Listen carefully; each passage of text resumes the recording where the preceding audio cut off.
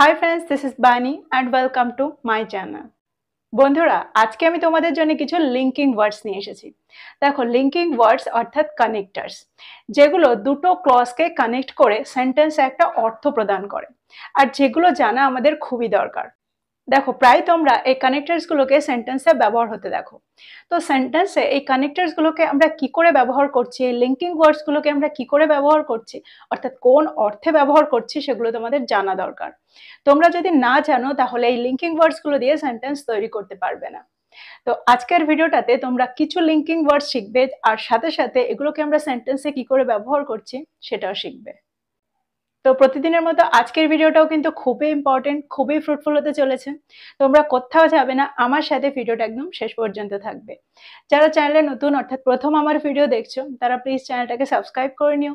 তাহলে যখনই আমি ভিডিও আপলোড করব তোমরা নোটিফিকেশন পেয়ে যাবে। তো আর দেরি না করে চলো শুরু করা যাক আজকের ভিডিও। প্রথম লিঙ্কিং ওয়ার্ডটা হলো দেয়ারফর। দেয়ারফর, দেখো সেন্টেন্সে আমরা প্রায় দেয়ারফর এর ব্যবহার দেখে থাকি, যার অর্থ হলো তাই বা সুতরাং। অর্থাৎ সেন্টেন্সে যখন আমরা তাই বা সুতরাং দিয়ে কোনো কিছু বোঝাতে চাইবো, তখন আমরা এই ওয়ার্ডটার অর্থাৎ দেয়ারফর এর ব্যবহার করতে পারি। এক্সাম্পল দেখো, আমি কঠোর পড়াশোনা করেছিলাম, অর্থাৎ আমি খুব পড়াশোনা করেছিলাম, তাই আমি পরীক্ষায় উত্তীর্ণ হয়েছিলাম। I studied hard, therefore I passed the exam. I studied hard, therefore I passed the exam.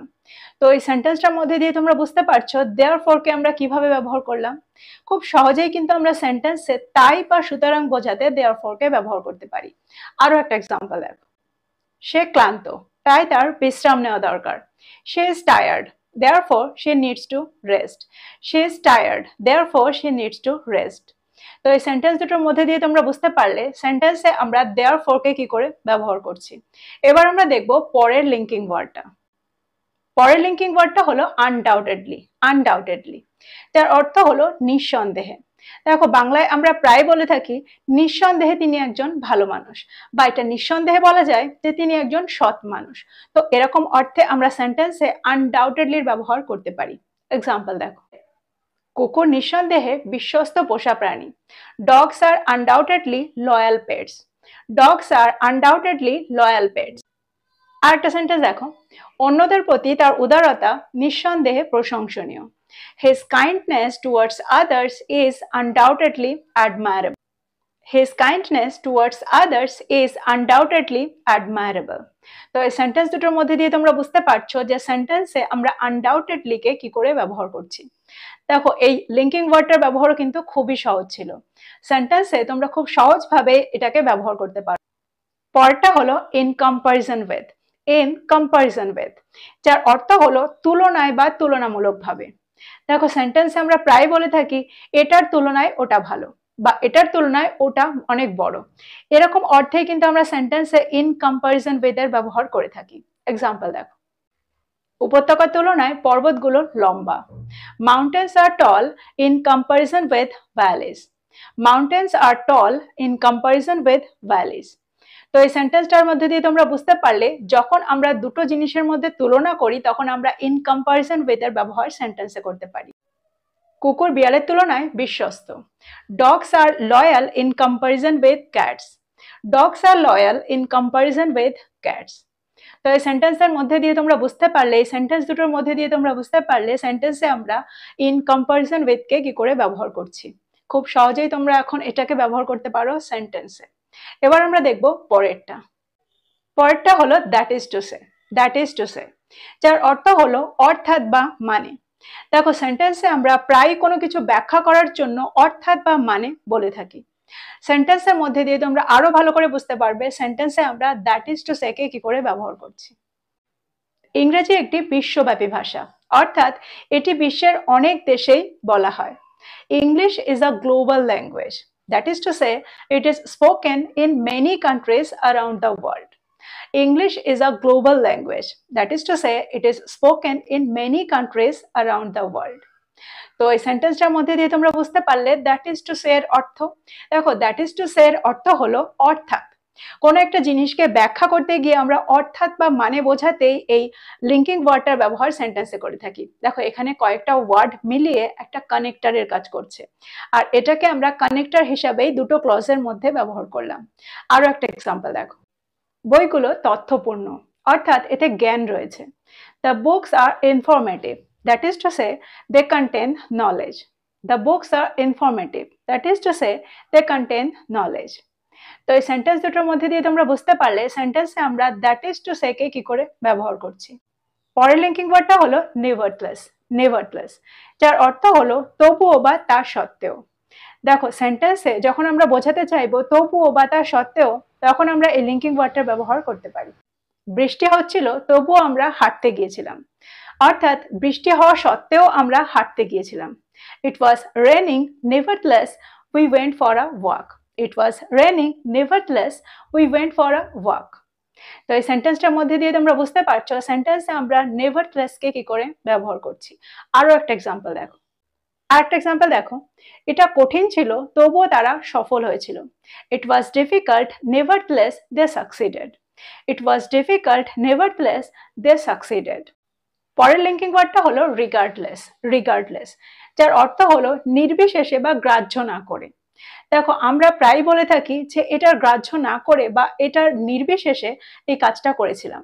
তো আমরা সেন্টেন্সে যখন নির্বিশেষে বা গ্রাহ্য না করে বোঝাতে চাইবো তখন আমরা রিগার্ডলেস এর ব্যবহার সেন্টেন্সে করতে পারি। এক্সাম্পল দেখো, আমি বাধা বিপত্তি নির্বিশেষে কঠোর অধ্যয়ন করব, অর্থাৎ আমি বাধা বিপত্তিকে গ্রাহ্য না করে কঠোর অধ্যয়ন করব। I will study hard regardless of the obstacles. I will study hard regardless of the obstacles. সে তার নিজের অসুবিধাগুলোকে গ্রাহ্য না করে অন্যদেরকে সাহায্য করবে।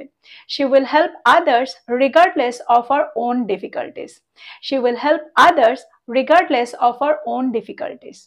তো এই সেন্টেন্স দুটোর মধ্যে দিয়ে তোমরা বুঝতে পারলে সেন্টেন্সে আমরা রিগার্ডলেসকে কোন অর্থে ব্যবহার করছি। দেখো সেন্টেন্সে নির্বিশেষে বা গ্রাহ্য না করে বোঝাতে আমরা সেন্টেন্সে রিগার্ডলেস এর ব্যবহার করে থাকি। পরের লিঙ্কিং ওয়ার্ডটা হলো ইনস্টেড অফ। ইনস্টেড অফ, যার অর্থ হলো পরিবর্তে, অর্থাৎ এটার পরিবর্তে ওটা বা ওটার পরিবর্তে এটা। এরকমটা যখন আমরা সেন্টেন্সে বোঝাতে চাইবো তখন আমরা ইনস্টেড অফ এর ব্যবহার সেন্টেন্সে করব। এক্সাম্পল দেখো, পড়াশোনা করার পরিবর্তে সে গান শুনছিল। She was listening to music instead of studying. She was listening to music instead of studying. তো তোমরা বুঝতে পারছো সেন্টেন্সে আমরা কত সহজেই ইনস্টেড অফ এর ব্যবহার করতে পারি। আরেকটা এক্সাম্পল দেখো, সে একটা লাল রঙের পরিবর্তে নীল রঙের শার্ট কিনেছিল। She bought a blue shirt instead of a red one. She bought a blue shirt instead of a red one. তো তোমরা এখন খুব সহজেই সেন্টেন্সে ইনস্টেড অফ এর ব্যবহার করতে পারবে। দেখো সবসময় একটা জিনিস মনে রাখবে, যখনই তোমরা ইনস্টেড এর ব্যবহার করবে তার সাথে কিন্তু অফ এর ব্যবহার করবে। এবার আমরা দেখব পরের লিঙ্কিং ওয়ার্ডটা। পরের লিঙ্কিং ওয়ার্ডটা হলো ফার্দারমোর। ফার্দারমোর, যার অর্থ হলো তাছাড়াও, অর্থাৎ এটা তাছাড়াও এটা।